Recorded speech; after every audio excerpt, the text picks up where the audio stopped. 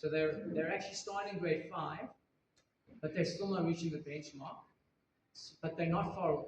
So they sort of can they become fluent a little bit earlier? That's going to help them a lot with their intermediate phase curriculum. It's still concerning that 20% are essentially not there yet, even though they're starting grade 5. All right. This shows average comprehension scores. Let me not focus on it too much. As with the national picture, similarly in KZN, there's strong relationships between learning related sounds and being able to read words. And letter sound knowledge, it kind of flattens out after grade 1, especially in KZN, so it doesn't really get better. But also, after grade 1, we don't really expect, I think children stop, we see this all around the country, that they don't really get better at letter sound recognition, and I think it's because they're not used to pronouncing letter sounds. Even if you did it amongst adults, people would say A, B, C, D, E, right? So it's more in grade 1 where, especially in some provinces, children are taught how to say letter sounds, and that's how you read. So I think that could be what's going on, but I'm mentioning that as a theory, that I'm also eager to hear from you based on your experience in KZN classrooms and how letter sounds are being taught and assessed.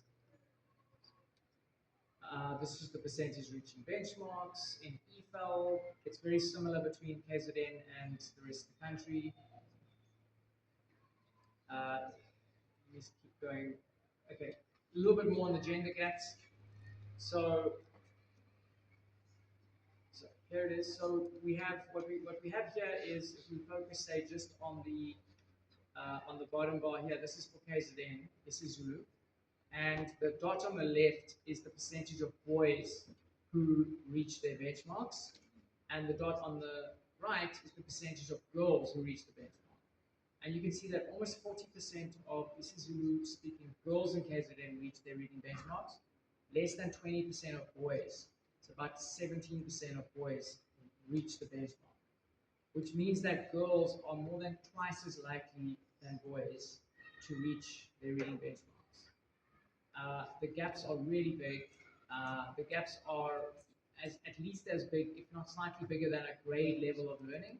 What that means is, like, your grade 2 girls are reading better than your grade 3 boys on average. Obviously, there's variation, but on average, the difference between boys and girls is as much as a grade of learning.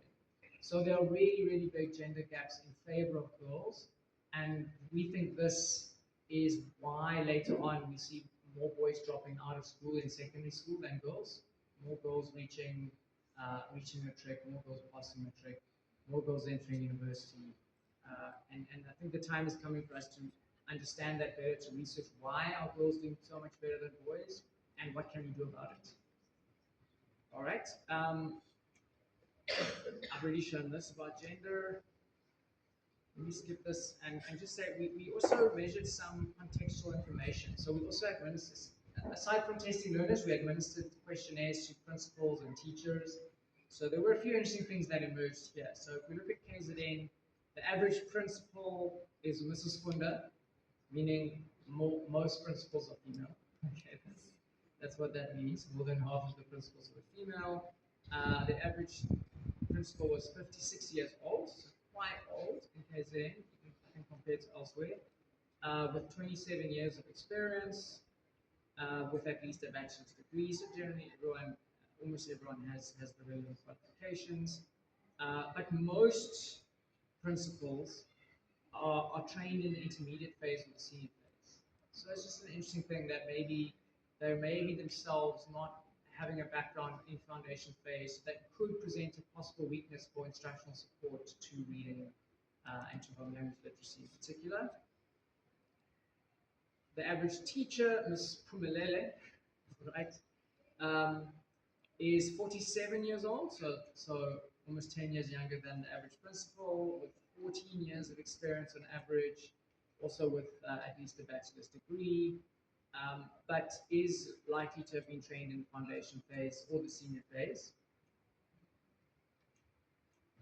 And then we asked principals about what are the major challenges that they're experiencing around home language and literacy in their schools. the ones that came out most frequently were they do acknowledge challenges in reading comprehension, and also the lack of reading resources. They weren't as likely to say things like learner absenteeism or teacher content knowledge. Some said overcrowded classrooms was a challenge, but only 29%.